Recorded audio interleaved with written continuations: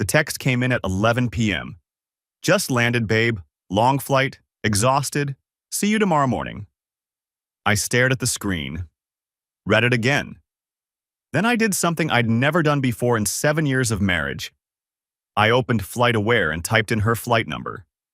United 847, Chicago to Atlanta. Landed at 5:52 p.m. 6 hours ago. My coffee sat beside me, growing cold. The house was quiet. Our house. The one we'd picked out together 4 years ago, with the backyard she said would be perfect for kids someday. Kids that never came because the timing isn't right. I didn't move, didn't blink. Just sat there in the blue glow of my laptop, feeling something shift in my chest. Not breaking. Not yet. Something older than that. Something from my years in military intelligence when I learned that the worst lies aren't the ones people tell you. They're the ones they think you're too stupid to catch. I scrolled back through her flight history. Chicago? Chicago. Chicago. 14 layovers in 3 months. I pulled up a spreadsheet, old habits die hard, and started logging times. Her just landed texts versus actual arrival times. Chicago, 4 8-hour gaps, every single time. Denver, 32 minutes. Newark, 41 minutes. Los Angeles, 38 minutes. Normal, normal, normal. And then Chicago. Always Chicago. I saved the spreadsheet to an encrypted folder. Named it Evidence. Then I poured my cold coffee down the drain and went to bed. Nicole came home the next morning smelling like hotel soap and someone else's decisions. She kissed my cheek, a habit, not an affection, and told me about turbulence over Missouri. The captain was great, though. Real steady hands. I bet he was. How was your trip? I asked, keeping my voice casual. 7 years of marriage had taught me how to modulate every syllable. Oh, you know, same old routine. She dropped her bag by the door, stretched her arms above her head. Chicago's always boring. Just the hotel, a quick dinner with the crew, early morning flight out. Must be tough, all that time away. She shrugged. It's the job. You knew that when you married me. I did. What I didn't know was everything else. The next 2 weeks were an education in patience. 8 years in the Army taught me that intelligence gathering isn't about what you want to know. It's about what you can prove. So I watched, listened, cataloged. Nicole in the kitchen, humming while she made coffee. Chicago again next week. Same old, same old. Nicole on the phone with her friend Amanda, voice lowered even though she thought I was in the shower. No, he doesn't suspect anything. You know Paul. He's always buried in his work. Honestly, sometimes I wonder if he'd notice if I disappeared entirely. I stood on the other side of the bathroom door, water running, listening to my wife laugh about how oblivious I was. Nicole standing at the mirror one evening, practicing expressions I'd never seen her use with me. Soft, tender, vulnerable, rehearsing for an audience of one, and it wasn't me. I pulled credit card statements going back 3 years. Small ATM withdrawals in Chicago, always cash, always $200, $300. The airline put her up at the Marriott on Michigan Avenue. Free room, free meals. Why would she need cash? One evening, I tried something. Must get boring, I said, not looking up from my laptop. Same hotel every Chicago trip. She was folding laundry. Her hands paused for just a fraction of a second. So brief that if I hadn't been watching for it, I would have missed it entirely. Actually, I've found some great spots. There's this little coffee shop on Elm Street. Amazing pastries. You'd love it. I nodded, kept typing. Elm Street. I'll have to check it out next time I'm up there. You should. It's adorable. There is no Elm Street anywhere near the Marriott. I went to Northwestern. I walked those neighborhoods for 4 years. I know Chicago better than she realizes. She went back to folding. I went back to documenting. That night, lying in bed, she curled against me like she always did. Her hand found mine in the dark. You've seemed distant lately, she said softly. Everything okay at work? Just a big contract. Lots of moving pieces. You work too hard. She kissed my shoulder. When this is done, we should take a trip. Just the two of us. Where would you want to go? Somewhere warm. Mexico, maybe. Or the Caribbean. I stared at the ceiling. Thought about the $47,000. Thought about the secret apartment. Thought about how she could lie so easily while pressed against me in the dark. That sounds nice, I said. We'll plan something. I love you, Paul. The words hung in the air. I waited for them to mean something. Love you too. She fell asleep. I lay awake until dawn. The next morning, I watched her get ready for work. She was meticulous about her appearance, always had been, but lately there was something different. A new lipstick shade, perfume I didn't recognize, lingerie that never made an appearance on nights she was home with me. New earrings, I asked as she fastened them. She touched her earlobe reflexively. These? Had them forever. I'd never seen them before in my life. They're pretty. Thanks, babe. She kissed my cheek again, that same perfunctory gesture, and grabbed her flight bag. See you Thursday.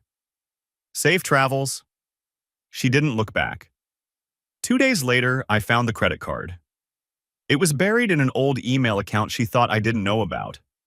One she'd created 3 years ago, back when I was traveling constantly for work, building Turner Security Solutions from a two-man operation into something substantial. The billing address was a P.O. box. In Chicago. 3 years. I sat with that number for a long time. 3 years of lies. 3 years of smiling at me across the dinner table while she built a whole other life in a city 700 miles away. 3 years of I love you at night and miss you during trips and you're my everything on anniversaries. All of it meaningless. All of it theater. I poured myself a drink. Whiskey, neat. Sat in my office in the dark, turning the glass in my hands, trying to figure out what I was supposed to feel. Anger? Sure, there was anger.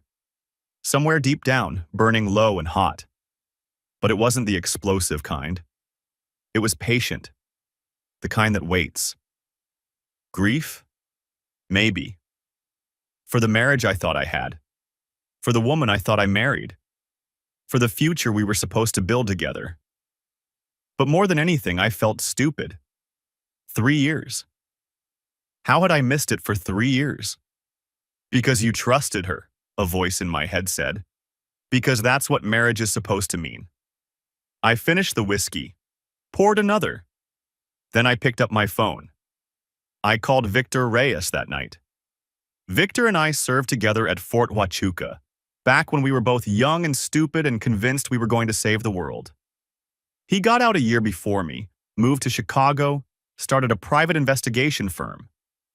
We'd kept in touch. Christmas cards, occasional beers when I was in town. The kind of friendship that survives distance because it was forged in something stronger. Paulie, he said when he picked up. I could hear a baseball game in the background. Been a while, brother. I need a favor, Vic. Professional. The TV sound disappeared. When he spoke again, his voice was different. Focused. Tell me, I told him. All of it. The flights, the gaps, the cash withdrawals, the secret credit card. When I finished, he let out a long breath. Man, that's rough. You sure you want to know? Sometimes ignorance is, I need to know. All right? He paused. All right, Paulie. Send me what you've got. Flight schedules, photos, physical description. I'll take a look next time she's in town. I owe you. You owe me nothing. This is what brothers do. I sent him everything that night. Then I lay in bed next to my sleeping wife, listening to her breathe, wondering if she dreamed about him. The days stretched into weeks. I went through the motions of my life, client meetings, security assessments, the 1,000 small tasks that kept Turner Security Solutions running, while simultaneously running an investigation into my own marriage.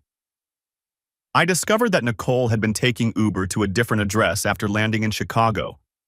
Not the Marriott. A brownstone in Lincoln Park. I discovered that her crew dinners often ended at 7 p.m., but she wouldn't text me until midnight. I discovered that she'd started going to the gym 3 times a week, something she'd complained about for years, and that her workouts conveniently coincided with the days before Chicago trips. The picture was coming into focus. I just needed to see it in person. Nicole's next Chicago trip was scheduled for the following Thursday. She'd be there through Saturday. A long layover, she said. Crew rest requirements. FAA regulations. I'll miss you, she said the night before she left, curling against me in bed. Miss you too. Maybe when I get back we can have a date night, like we used to. I'd like that. She kissed me then. Really kissed me, not the perfunctory peck she'd reduced our physical affection to, and I felt absolutely nothing.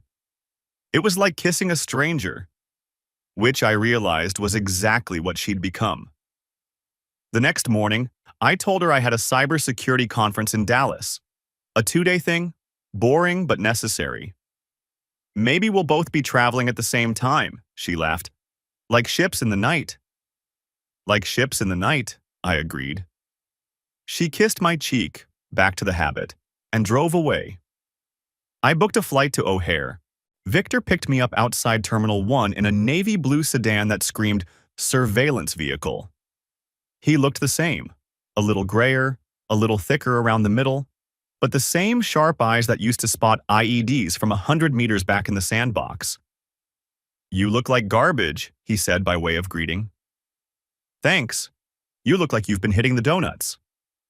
He grinned, that old familiar expression. Married life. Linda's a hell of a cook. You'd know if you ever came to dinner. After this, I promise. The grin faded. Yeah. After this. We drove to the Marriott in silence, parked across the street in a spot with good sight lines to both the main entrance and the side door. Victor had done his homework. You sure you want to do this yourself? He asked finally. I can handle it. Send you photos, video, whatever you need for court. I have to see it. He nodded slowly. Didn't argue. That's what I always liked about Vic. He understood that some things you have to witness with your own eyes, even when you know they're going to hurt. All right, then we wait. The crew shuttle pulled up around 8 p.m. The evening was cool for October, and the flight attendants huddled together as they crossed from the shuttle to the hotel entrance. I spotted Nicole immediately. 7 years of marriage will do that, and felt my chest tighten. She was laughing at something someone said. Not the polite laugh she used at our dinner parties, or the tired laugh she gave my jokes. This was real. Genuine. The laugh of a woman completely at ease in her skin. I hadn't heard that laugh in years. She checked in with the rest of them, chatting with a younger woman I didn't recognize. Then she headed for the elevators, and I lost sight of her. Now we wait, Victor said. We waited. The hours crawled by. Victor had a thermos of coffee and a bag of sandwiches from a deli near his house. We ate in silence, watching the hotel, trading shifts, staying alert. You ever do this before? I asked around midnight. Surveillance on a spouse? More times than I'd like to count. Victor sighed. It's the worst part of the job. 9 times out of 10, the client already knows. They just need proof. And the 10th time? The 10th time, they're wrong. Wife's really at yoga class. Husband's really working late. He shrugged. Those are the good days. You think I'm wrong? He was quiet for a long moment. No, brother. I don't think you're wrong. Around 2 a.m. my phone buzzed. A text from Nicole. Missing you tonight. Chicago hotels are so lonely without you. I stared at the screen. She was upstairs, probably in bed, texting me while lying in a room she shared with another man. What is it? Victor asked. Nothing. I put the phone away. Just more lies. I didn't sleep that night. Just sat in Victor's car drinking terrible gas station coffee, watching the hotel, running scenarios in my head. Maybe I was wrong. Maybe there was an explanation. Maybe the gaps were layover logistics, crew scheduling, something innocent I couldn't see from the outside. Maybe she'd walk out tomorrow morning and head straight to a coffee shop on a street that didn't exist, and I'd feel foolish for doubting her. At 7:15 a.m., Nicole walked out of the Marriott. She wasn't in uniform. Jeans, a sweater I didn't recognize, emerald green, fitted, definitely not from any shopping trip I'd been part of, her hair down instead of pulled back in the regulation bun. She looked like a different person, a stranger wearing my wife's face. She didn't head toward Michigan Avenue, didn't hail a cab to some famous restaurant or museum. She walked 2 blocks east, moving with purpose, like someone who'd made this journey dozens of times before. She turned down a residential street, stopped in front of a brownstone apartment building, red brick, white trim, window boxes with the remains of summer flowers. She had a key. I watched her disappear inside. Vic, I see it. I'm recording. We waited. At 7:48 a.m., the door opened again. The man was tall. Silver gray hair, athletic build, the kind of late 40s physique that comes from regular gym sessions and good genetics. He was wearing a bathrobe and holding a coffee mug, and when Nicole appeared behind him, he set down the mug and pulled her close. The kiss wasn't quick, wasn't friendly. It was the kind of kiss that comes from years of practice, deep, familiar, intimate. I raised my camera, clicked, clicked, clicked. They went back inside. The door closed. The street returned to its ordinary morning quiet. Victor didn't say anything, just sat there, giving me space. 20 minutes. That's how long I sat in silence, staring at the door where my wife had disappeared with another man. 20 minutes of feeling everything I'd spent weeks pushing down come rushing to the surface. Then I put it away. Filed it in the same mental compartment where I'd stored enemy contacts in Baghdad, tactical problems that needed solving. Emotion was a luxury I couldn't afford. Not yet. I need everything on him, I said finally. Name, job, history, everything. You got it, Paulie. Whatever you need. His name was Derek Sullivan. Victor spread the file across his kitchen table 3 days later. Linda was out shopping, and we had the place to ourselves. Just 2 old soldiers examining intelligence like we were back in the briefing room. 46 years old, Victor said, tapping a photo. Senior captain for United Airlines. Same airline as your wife. 22 years with the company. Spotless record, at least on paper. I studied the photo. Distinguished. Confident. The kind of man who probably thought he could have any woman he wanted. The apartment lease started 3 years ago, Victor continued. 2 names on it. He slid the document across the table. Derek Sullivan, Nicole Turner. 3 years. Almost half our marriage. The rent is $2,400 a month, Victor said. Split down the middle. Your wife's half comes from a credit card you didn't know about, which she pays off with cash withdrawals from your joint accounts. I did the math. $200 a month for 3 years. Plus utilities, plus whatever else she was spending. No wonder our savings had been stagnating despite both our incomes. It gets worse, Victor said. He pulled out another folder. Derek's been gaming the system. Senior pilots get priority bidding on routes. He's been strategically picking flights that match her schedule, engineering their coincidental layovers for years. I thought about all those times Nicole had texted me from Chicago. Guess who's on my flight again? Small world. It wasn't small. It was orchestrated, calculated. A 3-year operation to deceive me while I worked 60-hour weeks building a business to give us a better life. There's more. Of course there is. Victor hesitated. Derek's got gambling debts. Online poker, mostly. He's into some serious people for serious money. How serious? 60, 70,000. He's been scrambling to cover it. And your wife's been helping. The cash she pulls from your joint accounts, it's not all going to the apartment.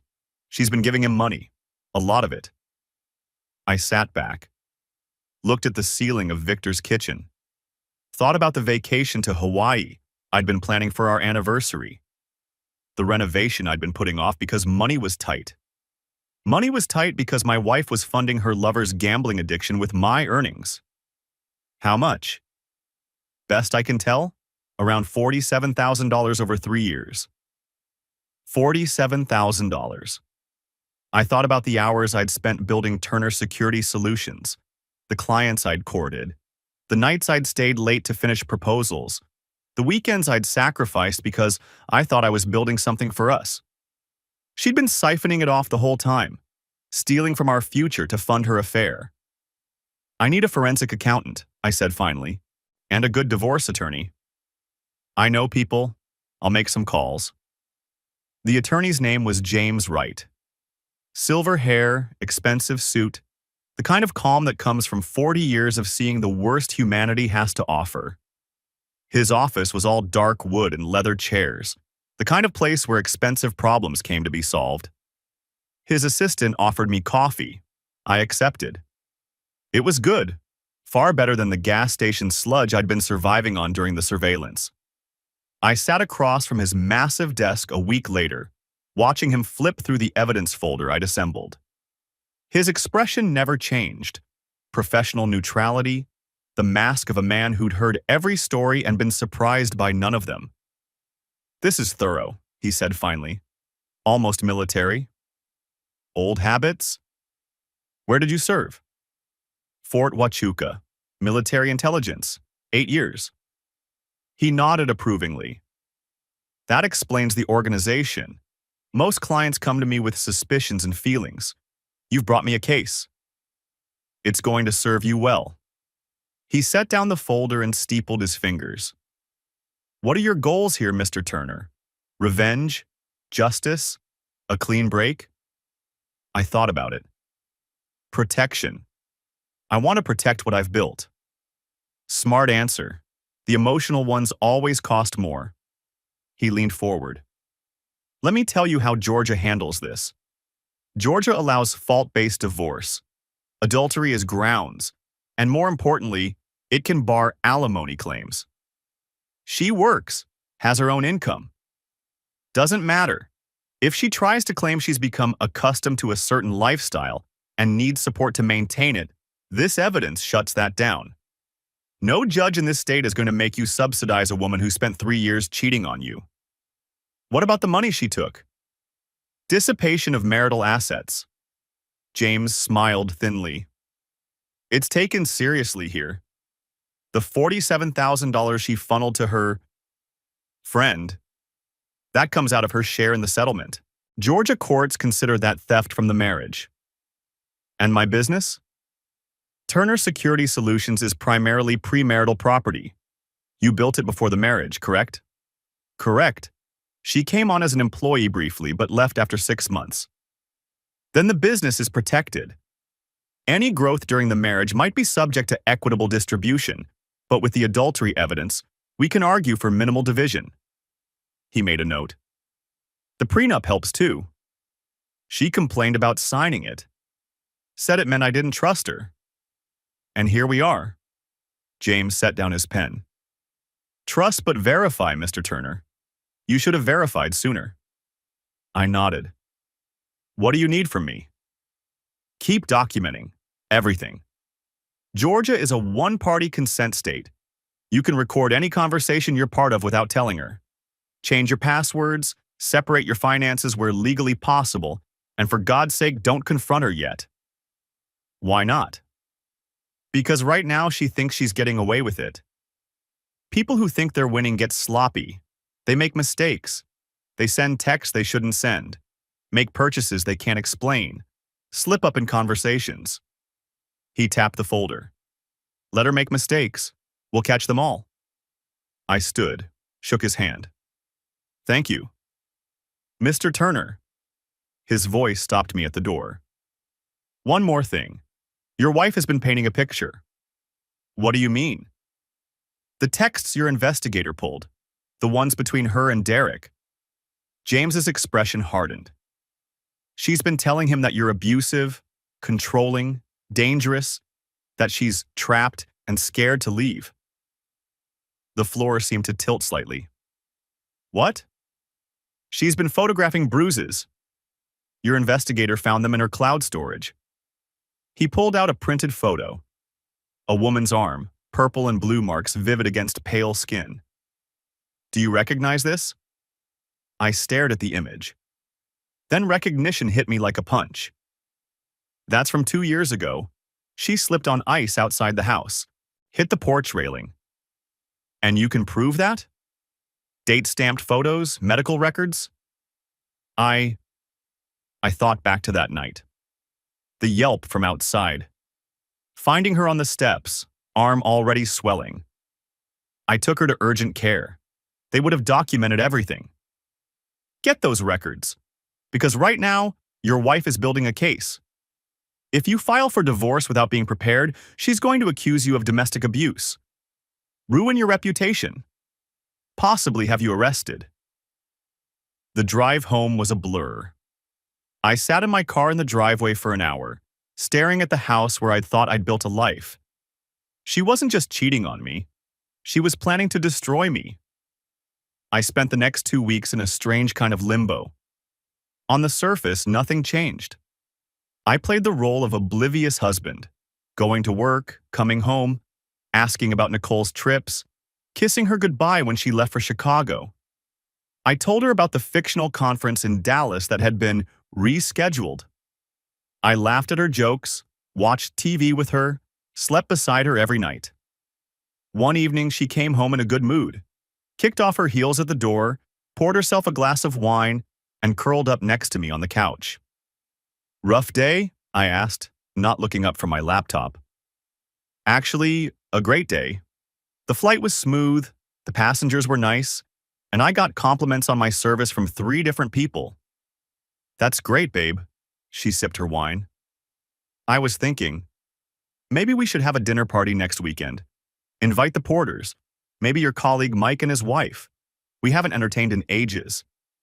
A dinner party, where Amanda would smile at me while knowing exactly where my wife went on her Chicago layovers, where I'd have to make small talk and pretend everything was normal. Sure, I said. Sounds fun. Really? She seemed surprised. Usually you hate hosting. Things change. I've been thinking we should spend more time with friends. She beamed, kissed my cheek. I'll start planning the menu. After she went to bed, I sat alone in the dark living room, thinking about that dinner party. Thinking about how I'd sit across from Amanda, watching her lie, knowing what I knew. Thinking about Ryan, clueless and trusting, complimenting my wife's cooking. The dinner party never happened. I made sure of that. Underneath, I was building a fortress. I changed passwords on everything. Personal, business, financial. I moved sensitive business documents to secure cloud storage with encryption that would take a supercomputer years to crack. I installed a dash cam in both cars, which was legal since I owned them. I started carrying a voice-activated recorder whenever Nicole and I were alone. Every conversation, every interaction, every possible moment that could later be twisted into evidence against me. I also dug deeper into Derek Sullivan. What I found made my stomach turn. Victor had been busy. Credit card receipts, cross-referenced with flight logs. Social media posts from hotel bars, time-stamped. Receipts from restaurants that served alcohol, matched against departure times. The pattern was unmistakable. Derek had been drinking within hours of flying commercial aircraft. The FAA's bottle-to-throttle rule requires 8 hours between alcohol consumption and flight duty. Derek was routinely violating it. 4, 5, sometimes 6 hours before climbing into the cockpit of a 737 carrying 186 passengers. One incident stood out. A credit card charge at a Chicago hotel bar, $127.43 at 11:47 p.m. The receipt showed 4 whiskey sours and 2 glasses of wine. Departure for a morning flight to Denver, 6:15 a.m. I did the math. Less than 7 hours, after 6 drinks. He'd been hung over at the controls of a commercial aircraft, with families aboard, children. I thought about the parents who'd buckled their kids into seats, trusting that the airline knew what it was doing, trusting that the man responsible for their lives was sober and competent and professional. They had no idea. Victor had found more incidents, at least a dozen over the past year. Some were borderline. Maybe he'd been sober enough by departure. But others were flagrant violations. A late night in Newark followed by an early morning flight to Chicago. A layover in Denver where he'd been photographed at a casino bar until 2 a.m. before an 8 a.m. departure. How the hell has he gotten away with this? I asked Victor over the phone. Senior captain, 22 years. Nobody questions him. And honestly, the airlines don't want to know. Every pilot they ground is a pilot they have to replace. People could die. People could die, Victor agreed. But that's not our problem to solve. Except it was. Because I knew. And now that I knew, I couldn't unknow it. I sat with that information for 3 days. This wasn't just about my marriage anymore. This was about public safety. About the families of everyone who'd ever stepped onto one of Derek's flights, trusting that the man in the cockpit was sober and competent. I prepared an anonymous complaint to the FAA, detailed, documented, every timestamp, every receipt, every flight log, undeniable, but I didn't send it. Not yet. Timing, I'd learned in the Army, was everything. Nicole's friend Amanda was the next piece of the puzzle. I'd always liked Amanda. She and Nicole had been friends since flight attendant training, back before I was in the picture. She'd been a fixture at our dinner parties, our barbecues, our holiday gatherings. Her husband Ryan and I had gotten friendly at the gym over the years. He spotted me on bench press. I talked him through the finer points of home networking. Good guy, worked hard, loved his wife and kids. Phone records don't lie. The calls between Nicole and Amanda spiked around every Chicago trip, before, after, sometimes during. The frequency was suspicious enough. The content was worse. Victor had obtained text records through legal channels, part of the discovery process James was preparing. What they revealed made me want to put my fist through a wall. She's with D tonight. I'll tell Ryan she's at my place if P asks. Cover story is we're doing a spa day in Buckhead. Keep your phone on in case he calls. She says P is getting suspicious. What should I say if he calls me? Tell him you haven't seen her. Act normal. He's too stupid to figure it out anyway. Amanda had lied to my face at least a dozen times. Smiled at me across brunch tables while helping my wife betray me. Sat in my house, eaten my food, accepted my hospitality, all while actively conspiring to destroy my marriage. I thought about Ryan. Decent guy. Worked 60 hours a week to give his family a good life. Coached his kids' soccer team. Trusted his wife completely. He deserved to know. But not yet. Not until I was ready to bring everything down at once. The expense fraud was almost funny. While Victor dug into Derek's background, I dug into Nicole's work records. What I found was petty in a way that told me everything I needed to know about who she'd become. Nicole had been padding her expense reports for years. Small amounts, $50 here, $100 there. A meal she never ate, a cab she never took, a tip she never left. The airline reimbursed it all without question.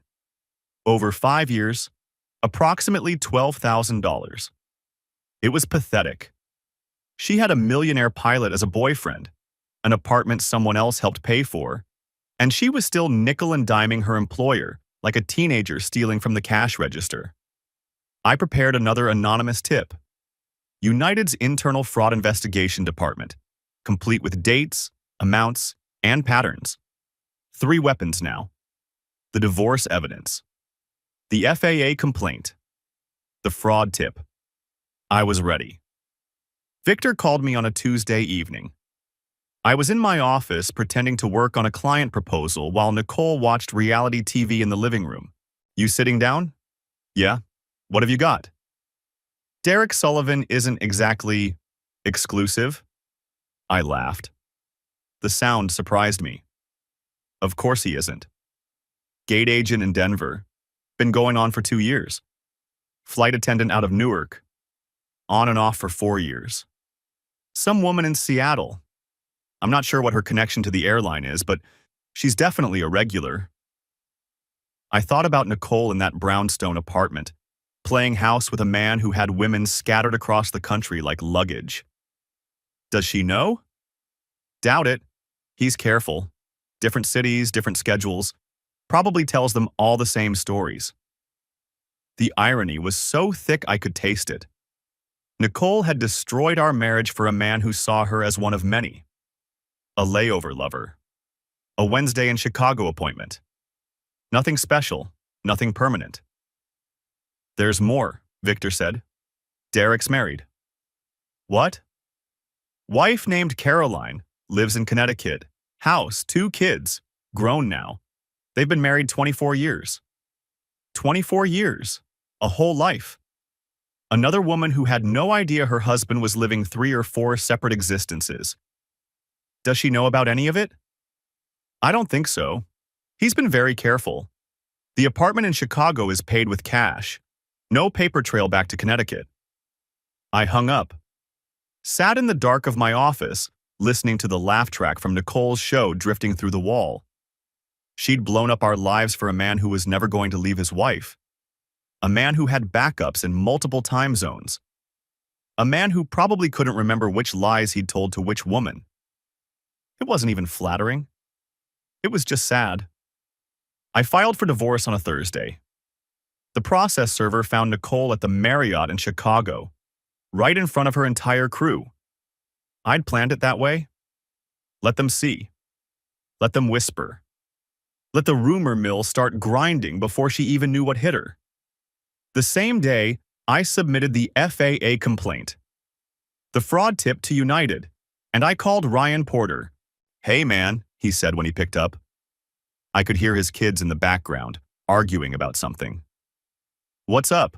We still on for Saturday's workout? Ryan, I need to tell you something. Can you meet me for coffee? Silence. The kids' voices faded. He must have walked to another room. This sounds serious. It is.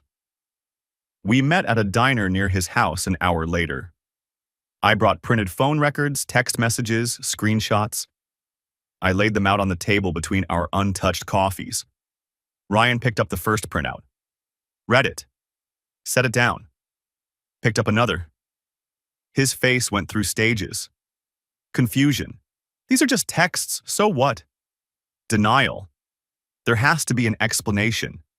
Recognition. Oh God, it's all true. And then something that looked like his whole world cracking down the middle.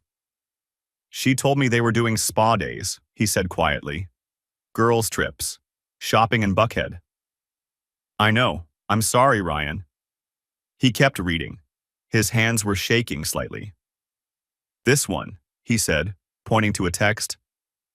Tell him you haven't seen her. Act normal.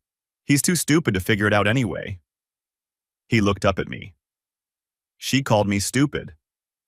She was helping Nicole lie to me. She probably justified it by, no. Ryan's voice was firm. Don't make excuses for her. She knew what she was doing. She chose to do it anyway. He set down the papers, stared at the table for a long moment. How long have you known? A few months. I wanted to have all the evidence before months. He looked up at me, and I saw something raw in his eyes. You've known for months and you didn't tell me? I was building a case. Nicole was planning to accuse me of abuse. If I didn't have everything documented, she could have destroyed me. I needed to move carefully. So I was collateral damage. Ryan. No, I get it. He rubbed his face with both hands. I do. You had to protect yourself first.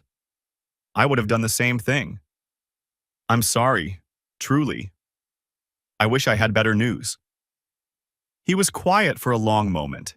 Then, 20 years together, we have kids, high school and middle school. What am I supposed to tell them? How do I explain that their mother was helping another woman cheat on her husband? I had no answer for that. The kids are going to be devastated, he continued. They love their mom. They trust her. They'll still love her. This doesn't have to change that. Doesn't it? He laughed bitterly. Everything changes, Paul. Everything. He stood up suddenly, dropped some bills on the table. I need to go. I don't know what I need to do. Talk to a lawyer, I guess. Figure out if any of my life was real. If you need anything. I know. Thanks, Paul.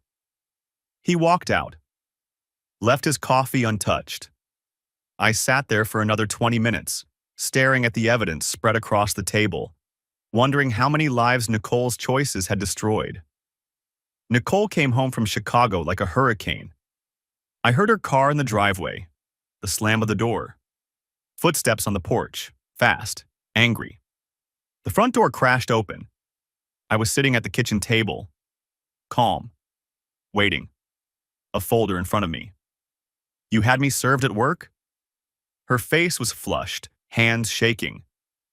In front of everyone? Do you have any idea how humiliating that was? I didn't respond, just gestured to the chair across from me.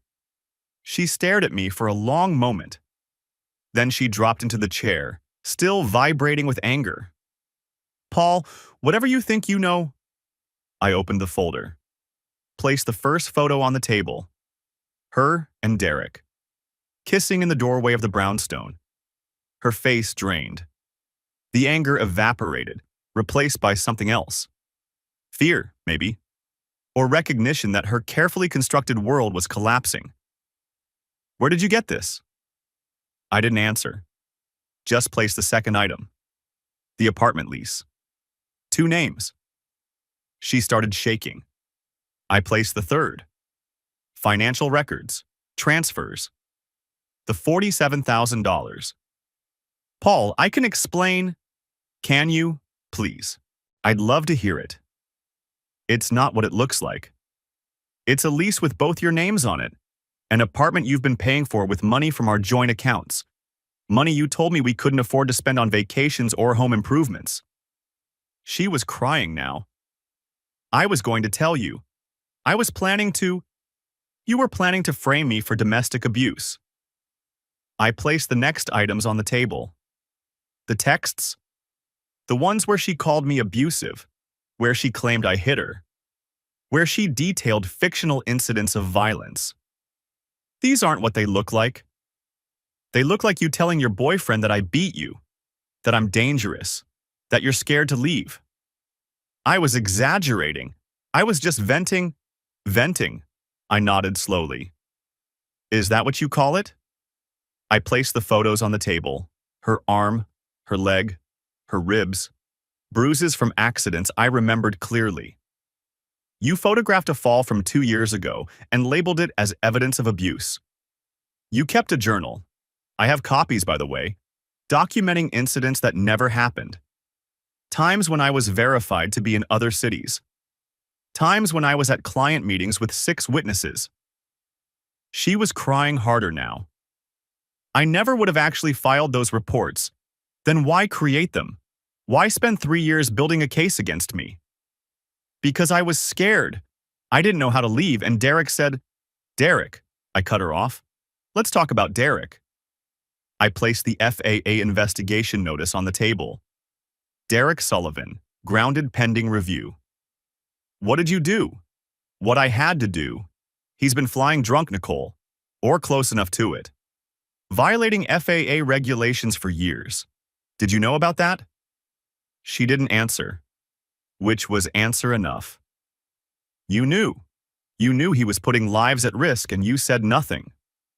He promised he would stop, and you believed him? Like you believed he was divorced? Like you believed you were special? I placed the final item. The email from United's HR department, Nicole Turner. Suspended pending fraud investigation. Your expense reports. 5 years of false claims. They're going to fire you, Nicole, and then they're going to pursue criminal charges for fraud. She was sobbing now. Real tears, not the practiced kind. Her whole body shaking with the force of it. Paul, please, please. We can work this out. I'll end things with Derek. He won't even take my calls anymore. I'll go to counseling. I'll do whatever you want. Whatever I want. I stood up. What I want is the last 7 years of my life back. What I want is to have married someone who actually loved me. What I want is to have never heard the name Derek Sullivan. I do love you. I've always loved you. No, Nicole. You loved what I could give you. The stability, the house, the life. But me? I shook my head. I was just the price you had to pay. That's not true. Sign the papers. This is over. The next few months were a slow-motion implosion. United fired Nicole within 2 weeks of her suspension. The expense fraud investigation found exactly what I told them they'd find. 5 years of false claims totaling just over $12,000. Grounds for immediate termination. But it wasn't just the fraud. It was the affair with a senior pilot. A violation of the company's code of conduct. It was the fact that she'd known about Derek's drinking and never reported it. The FAA considered that complicity. She tried calling Derek.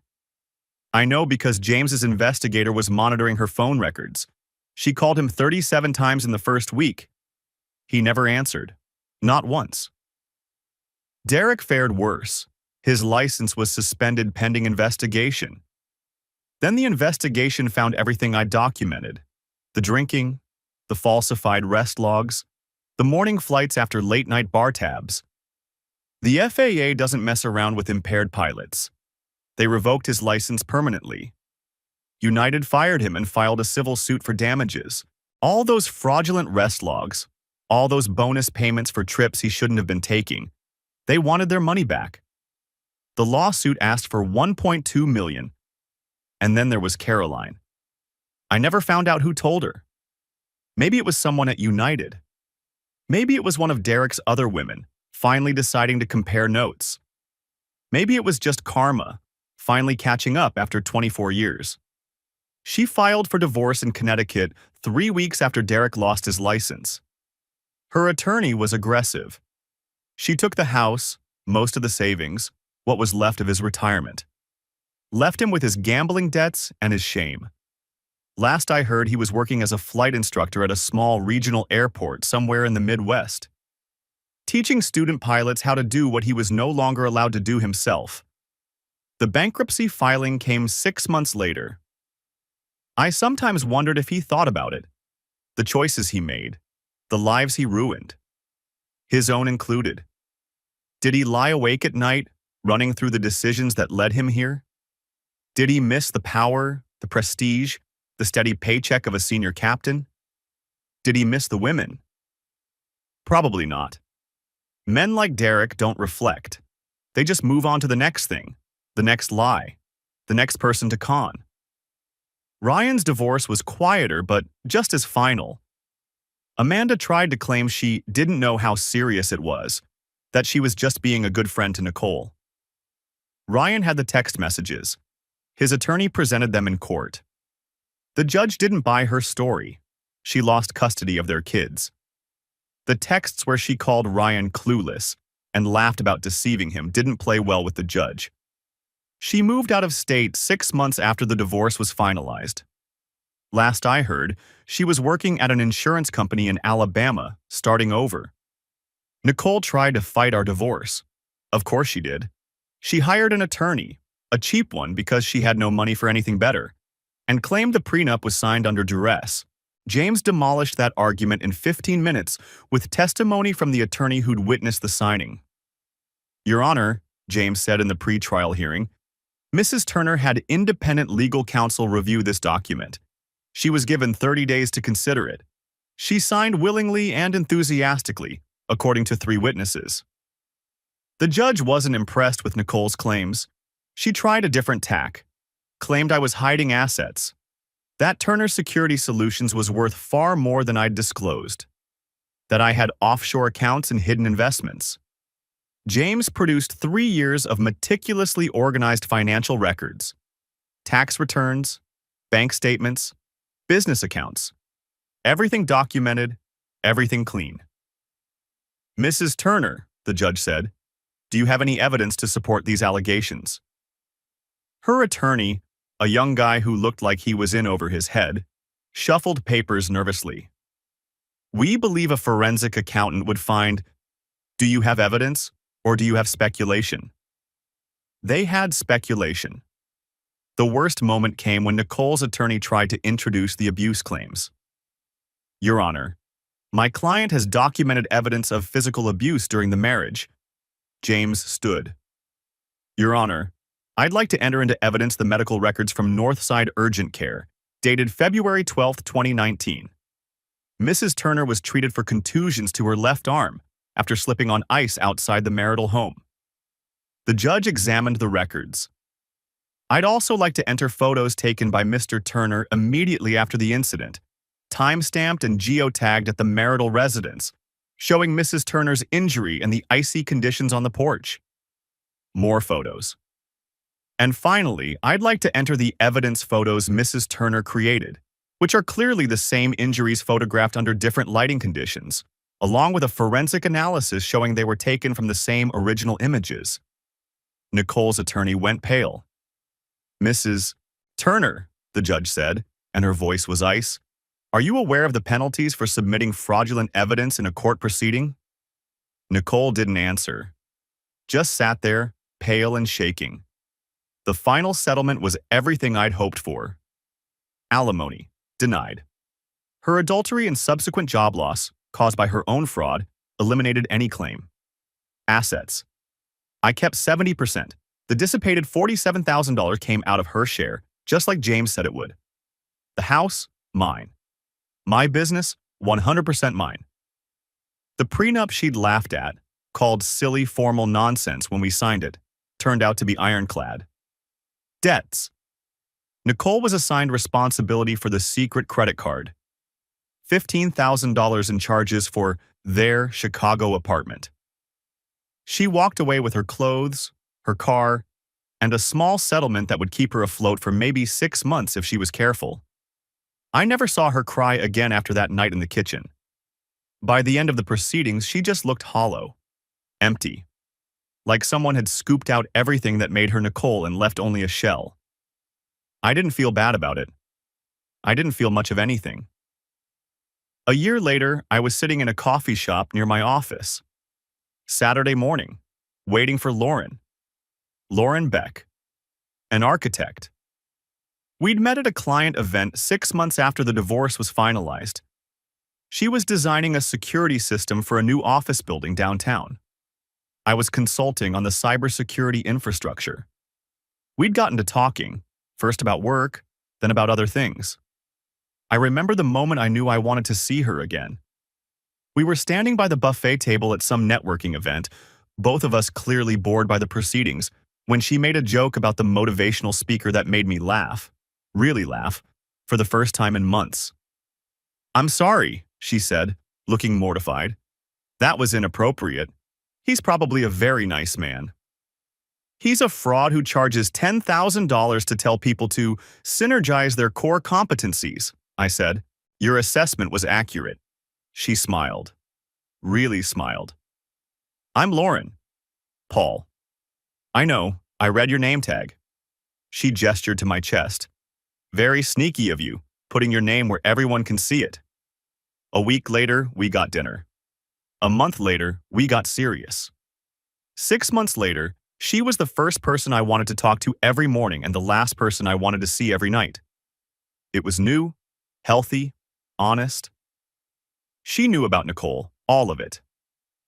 I told her everything on our 5th date, because I'd learned that secrets were poison, and I wasn't going to build another relationship on a foundation of things unsaid. We were sitting in a quiet restaurant when I told her. I'd prepared myself for her to make excuses and leave. For the revelation that I'd been cheated on, systematically for years, to change how she saw me. to make me seem weak or naive or damaged. She listened without interrupting. When I finished, she took my hand across the table. That must have been awful. It was. But you're not in it anymore. No, I'm not. She squeezed my hand. Then let's talk about something else. And we did. The door opened. I looked up automatically. Habit, situational awareness, and froze. Nicole stood in the doorway. She looked older, tired. There were lines around her eyes that hadn't been there a year ago, and her hair, always so carefully maintained, was pulled back in a simple ponytail. She was wearing a uniform, but not the crisp blue blazer of a flight attendant. This was cheaper. A restaurant logo on the polo shirt. Mid-range chain from the look of it. The kind of place where the tips are decent but the hours are brutal. For a moment, she just stood there, scanning the room. Looking for a seat, probably. Or maybe looking for someone. Then she saw me. Froze. For a long moment, neither of us moved. I watched the emotions cross her face. Shock, recognition, pain, and something else. Hope, maybe, or desperation. The expression of someone who's been drowning and suddenly sees a life preserver. I wasn't her life preserver. Not anymore. She walked over, hesitant, like she was approaching a wild animal. Paul. Nicole. She stood there, looking at me. Looking at the coffee in front of me, the empty seat across the table, the normalcy of a Saturday morning she was no longer part of. I've been wanting to... She stopped. Started again. Her voice was smaller than I remembered. I'm so sorry for everything. I was lost, and I made terrible choices, and I destroyed the best thing I ever had. I know that now. I know it every single day. I looked at her. Really looked. The woman I'd married. The woman who'd lied to me for 3 years. Who'd stolen from me. Who'd planned to destroy my reputation, my freedom, my life. All while playing the victim. The woman I'd loved. Once. Before I knew who she really was. I waited to feel something. Anger, satisfaction, pity. Something. There was nothing. Just empty space where love used to live. A scar that had healed over, leaving no trace of the wound beneath. I've been going to therapy, she continued, the words tumbling out now. Working on myself, trying to understand why I did what I did. And I know I can never make it right. But I needed you to know that I'm sorry, that I think about it every day, that I wish I could take it all back. I appreciate you saying that, I said. And I meant it. Not because her apology changed anything, but because it was clearly costing her something to give it. Do you think... She hesitated. Do you think we could ever... I don't know. Talk? Sometimes? I'm not asking for anything. I miss having someone who knows me. You had someone who knew you, I said quietly. You chose to lie to him for 3 years. She flinched. I know. I hope you find what you're looking for, Nicole. I stood, put a bill on the table. But it won't be here. I walked past her. Out the door, into the cold Atlanta morning. Lauren was pulling up in her car. She waved through the window. Smiled that smile I'd come to look forward to. I smiled back. Got in the passenger seat. Kissed her hello. Ready? She asked. Yeah, let's go. She pulled away from the curb. I didn't look back. Turner Security Solutions landed a major government contract 6 months after the divorce. Something about my reputation for thorough documentation appealed to the federal types. When you're protecting classified information, you want someone who doesn't cut corners. The contract was for a defense contractor outside D.C., full cybersecurity overhaul, penetration testing, incident response protocols. It was the biggest project we'd ever taken on, and it required hiring 4 new analysts and renting additional office space. I remember the day the contract was signed. I sat in my office afterward, looking at the paperwork, trying to feel triumphant. This was what I'd been working toward for years. Building something substantial, something that mattered. But mostly I just felt tired. Good tired. The kind that comes from hard work and clean victories. But tired nonetheless. I thought about Nicole then. About how I'd worked all those late nights building this company, believing I was building a future for both of us. Believing she was beside me, supporting me, waiting for our success. She'd been in Chicago the whole time, living another life. The bitterness was gone now. Burned out of me over months of legal proceedings and emotional processing. What remained was something quieter. A kind of sad acceptance. We'd had something once, or I'd thought we had, and she'd thrown it away. Not for love, not really. For excitement, for novelty, for the thrill of getting away with something. She'd lost everything. Her job, her reputation, her marriage. The man she'd betrayed me for had abandoned her without a second thought. I didn't feel sorry for her, but I didn't feel glad about her suffering either. I just felt done. I still saw Victor sometimes. We'd grab beers, talk about the old days, carefully avoid mentioning the case that had brought us back together. His wife Linda made me dinner once, and I brought Lauren. They got along well. Lauren and Linda bonded over a shared love of terrible reality television, and by the end of the night they were exchanging phone numbers and making plans for a double date. "She's good for you," Victor said that night, as we stood on his porch watching Lauren and Linda laugh about something in the kitchen. "I know. You seem lighter than before." "I am." I took a sip of my beer. It's weird. I thought I'd be angry forever. But at some point the anger just stopped. "That's healing, brother." Victor clapped me on the shoulder. "That's what healing looks like." Maybe it was, or maybe it was just exhaustion. Either way, I take it. I started therapy 3 months after the divorce was final. Not because I was falling apart. I never fell apart the way I expected to. But because I had things to process. Anger I hadn't let myself feel. Trust issues I needed to work through before I could fully give myself to someone new. The therapist's name was Dr. Patel. A calm, patient woman in her 60s who had a way of asking questions that made me see things I'd been avoiding. "Tell me about your father," she said in our 3rd session. "He was military, career Army, gone a lot. When he was home, he was distant, emotionally unavailable, I guess you'd say. And your mother?" "Stayed, through everything, even when she shouldn't have." I paused. "She died when I was in my 20s, lung cancer. Do you think that affected how you approached your marriage?" I thought about it. I probably overlooked things I shouldn't have, told myself that marriage was about loyalty, about staying. Even when staying meant ignoring warning signs? Yeah. The word came out heavier than I expected, even then. We spent a lot of sessions unpacking that. The way I'd been trained, by my family, by the military, by life, to endure, to adapt, to push through discomfort rather than address it. It was useful, uncomfortable, but useful. By the time I met Lauren, I was ready to try again. Really try. Not the careful, guarded version of trying I'd been doing before. Real vulnerability. Real honesty. She deserved nothing less. Ryan Porter remarried a year after his divorce.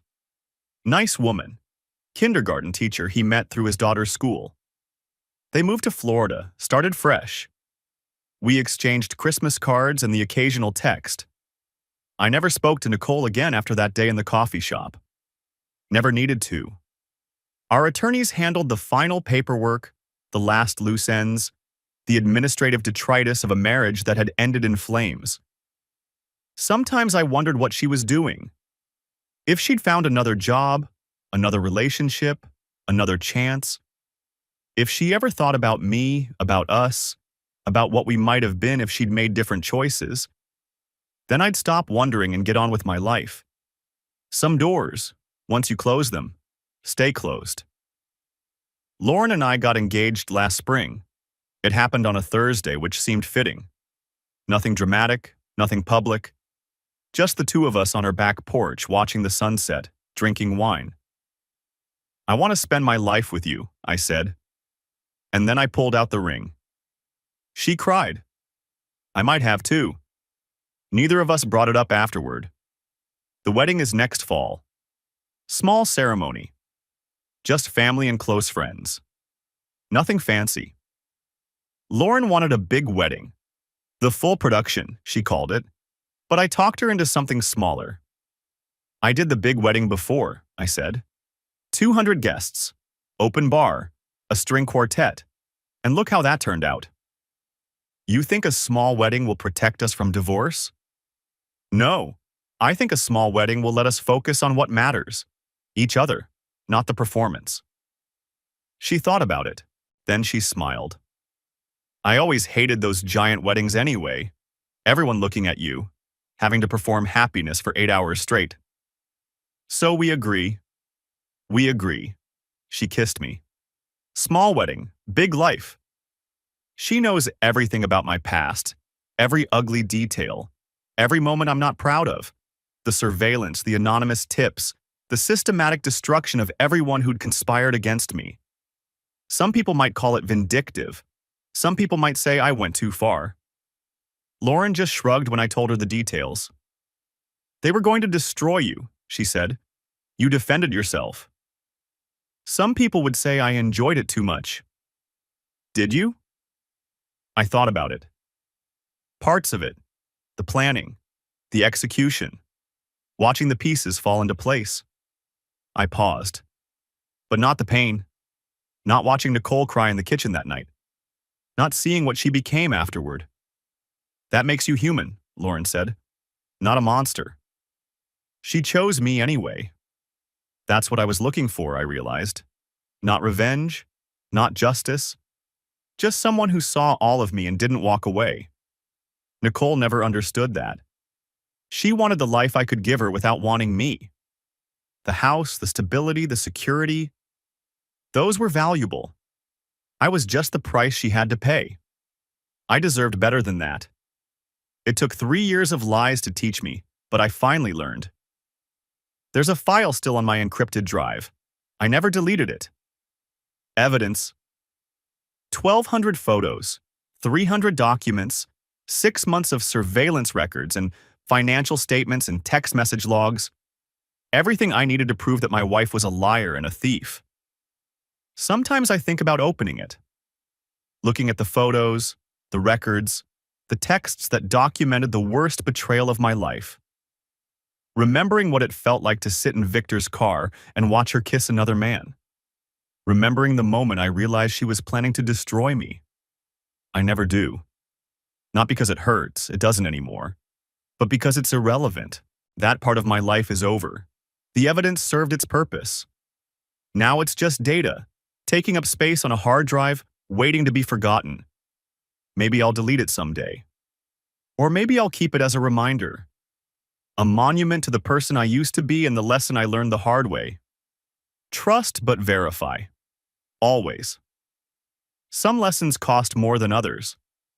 This one cost me 7 years and almost everything I'd built. But I survived it. Came out stronger on the other side. Lauren's making dinner when I get home. Something with garlic, probably that Italian recipe her mother taught her. The whole house smells like home, like possibility, like the future I almost lost but somehow managed to keep. I stand in the doorway for a moment watching her. She's humming off-key, stirring something on the stove, completely unaware that I'm there. Completely at ease in this house that used to belong to someone else. Someone who didn't deserve it. This is what I was fighting for, I realize. Not the house, not the money, not even my reputation. This, The chance to try again, to build something real with someone who actually loves me. Hey, she calls from the kitchen, finally noticing me. How was your day? Good. Quiet. I'm trying something new. Might be terrible. I'll risk it. She laughs. That real laugh, the one that makes me smile without trying. The one Nicole never had, or if she did, she saved it for someone else. I hang up my coat, set down my keys, walk into the kitchen where my future wife is stirring something and humming off-key. This is my life now. It's a good one. I'm not looking back.